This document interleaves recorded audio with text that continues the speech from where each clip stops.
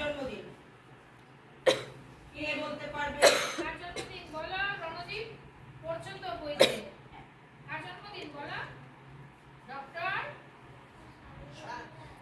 Good, জোরে বলো। কৃষ্ণ।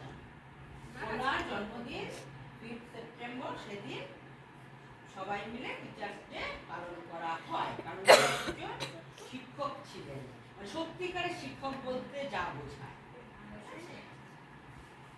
তোমরা ভালো মানুষ হও।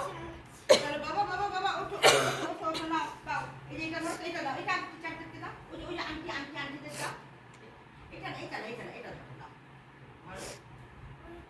হ্যাঁ নাও, আন্টিকে দাও, ওই যে আন্টিকে দাও, ম্যাডাম কাকে দাও?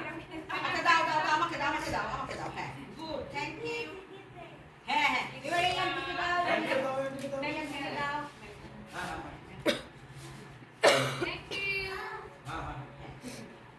এবার এই ওই আন্টিকে দাও, আন্টিকে যাও, ওই আন্টিকে এই দাও। আন্টিকে দাও, আর আরেকজন আন্টি তো আসলোই না, আসেনি। আন্টিকে দাও। এই আন্টিকে।